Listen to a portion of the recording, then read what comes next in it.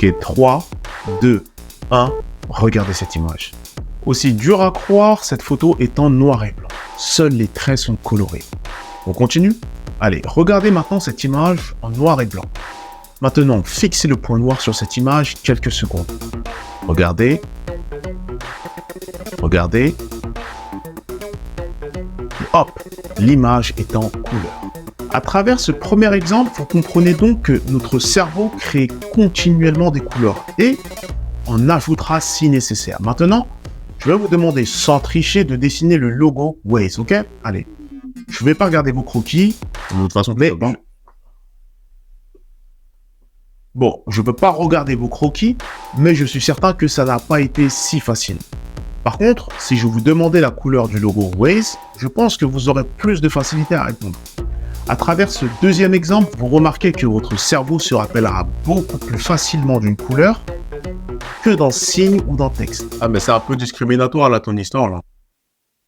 Ouais, un peu. Tout le monde n'utilise pas Waze, hein. Il y en a qui n'ont pas le permis. Ok, bah, on va dire WhatsApp, alors. Tentez l'expérience avec WhatsApp. Non, toujours pas. Non, WhatsApp non plus. Et il y en a qui n'ont pas d'amis. Eh ouais. Ok, bah, Prenez le logo Mastercard, alors. Ouais, le logo Mastercard. Non. Non, mais écoute, il y en a qui n'ont pas d'argent. Hein. Pour autre chose. Savez-vous que les hommes et les femmes ne voient pas la couleur rouge de la même manière? Des études ont découvert que pour pouvoir voir les nuances de rouge, nous avons besoin d'un gène qui est lié au chromosome X. Or, les hommes, comme vous le savez, n'ont qu'un seul chromosome X. Les femmes en ont 2.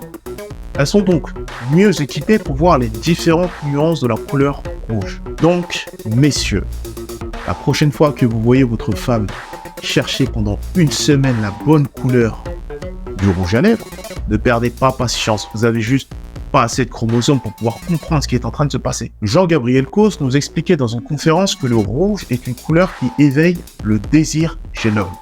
Une femme habillée en rouge augmenterait le désir chez les hommes de 25%. D'ailleurs, ça augmenterait de 25% le pourboire. La bonne info. Ok. Mais et les tenues, et pour les hommes, alors, les tenues rouges, ça fait quoi? Ah, qu'est-ce que ça provoque? Nous aussi, on a des tenues rouges. Ah, rien du tout. Quoi, rien? Mais c'est carrément injuste. Injuste? Écoute, si tu veux, c'est injuste. Bon, toi, tu vas porter un enfant de 9 mois? Est-ce que t'as des périodes menstruelles? Tu vois? T'as des contractions, toi? Est-ce que t'as des cheveux à démêler? Ah non, cheveux à démêler, ça, moi. Non, voilà, ça, non, toi, t'as pas ça. Bref. Par contre, le rouge, c'est la couleur du leadership. Un homme habillé en rouge serait plus fort. Cette couleur augmenterait son rythme cardiaque et sa pression artérielle. Ah, d'ailleurs, à votre avis, pourquoi la famille Obama défile-t-il en rouge lors de la victoire au présidentiel, selon vous? En marketing, la couleur est fondamentale.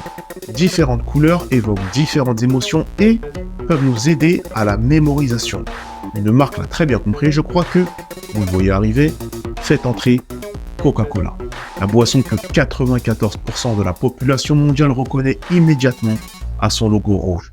C'est incontestablement la marque la plus reconnue de la planète. C'est d'ailleurs Coca-Cola qui a fixé dans le monde entier la couleur du vêtement du Père Noël.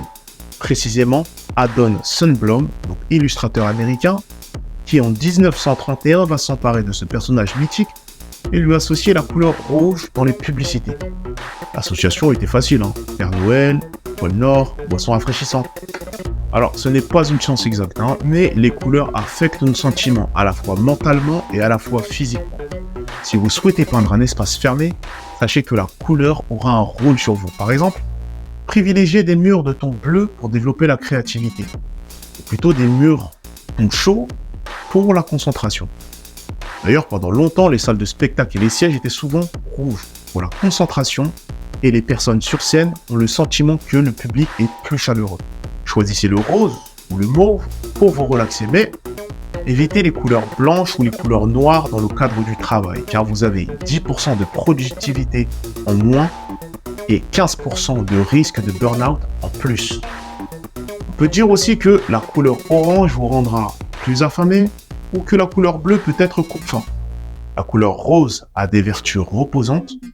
D'ailleurs, Des tests ont été réalisés dans le milieu carcéral, en Suisse notamment, ainsi qu'au Texas, où l'on mettait les prisonniers les plus violents dans des cellules roses. Les tests ont été assez concluants. On a pu noter une diminution notable de leur férocité. Ah bah... Quoi encore? Toi, tu devrais essayer les cellules roses, toi. Pourquoi? Bah, parce que, tu vois, dès que je parle, je vois que ça t'énerve dès que je parle. Tu vois, voilà, regarde. Tu vois, là, regarde, tu vois, tu deviens féroce. Tu deviens féroce, là. Mais ouais, mais tu casses le rythme, en fait. Tu détruis le rythme de mes vidéos à chaque fois, toi. Ouais, mais quand même, essaye de mettre un peu de rose dans ta vie. Tu vois, ça te fera pas de mal, je pense. Au fait, rien à voir, mais tu leur as demandé de liker la chaîne et de s'abonner. Ouais, mais je préfère qu'ils le fassent quand ils veulent le faire. Ouais, je comprends, mais c'est quand même important de leur dire, parce que tu vois, c'est grâce à ça qu'on va pouvoir continuer à leur proposer du contenu intéressant. Ouais, t'as raison. Bah, tu vois, quand tu veux, tu peux quand même faire des interventions pertinentes. Et attention, selon les régions du monde, selon les cultures et le contexte local, toutes les couleurs peuvent être perçues et interprétées de manière différente. Par exemple, le blanc, qui est synonyme de pureté, peut aussi être interprété comme le vide ou la stérilité. En France, le noir est lié à tout ce qui est négatif. L'enterrement, l'humour noir, noir de monde, etc. Au Japon, pendant longtemps, le blanc était considéré comme la couleur du deuil. D'ailleurs, vous avez peut-être pas fait attention, mais en 2009, face à la montée en flèche de la sensibilisation à l'empreinte écologique, aux matériaux biosourcés et aux énergies renouvelables, en France et dans plusieurs pays d'Europe, McDonald's a changé le fond de son logo du rouge au vert. Le géant de la restauration rapide a dû s'adapter.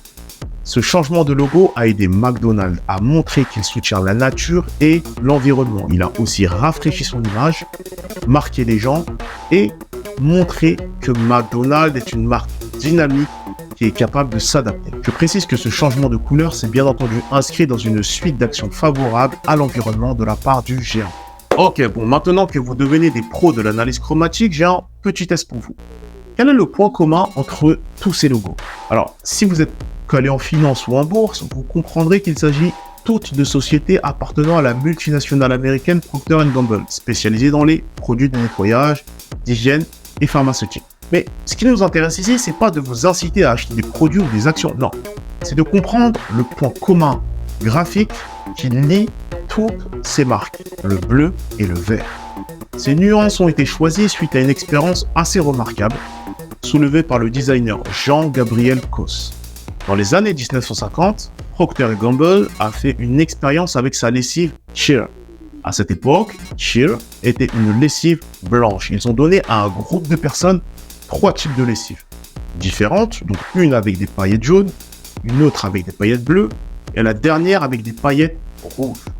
Les gens ont dit que la lessive avec les paillettes jaunes ne l'avait pas bien. Celle avec les paillettes rouges abîmait les vêtements et celle avec les paillettes bleues l'avait mieux et sentait bon. En réalité, toutes les lessives étaient les mêmes et les paillettes de couleur ne changeaient rien. Et résultat, on se retrouve avec plein de marques de lessive aux couleurs bleues, vertes et rouges. D'ailleurs, j'ai une question. Quelle est votre couleur favorite? Eh bien, sachez que, inconsciemment ou consciemment, elle est tout simplement liée à une expérience passée où elle s'associait à un souvenir positif. Par exemple, la couleur favorite mondiale est le bleu. Peut-être que c'est lié au ciel ou à l'océan. En tout cas, ça évoque les vacances, l'air, la piscine. Quand vous pensez à votre logo d'entreprise, pensez à ce que votre marque représente et à l'effet des couleurs sur les émotions.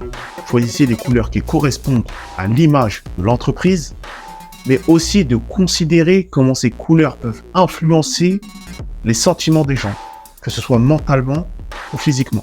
En design d'interface et d'expérience utilisateur, on utilise les couleurs pour rendre nos designs plus attirants en pensant à la psychologie et à la culture du pays, pour évoquer le calme dans une application de méditation ou du rouge pour motiver dans une application de sport.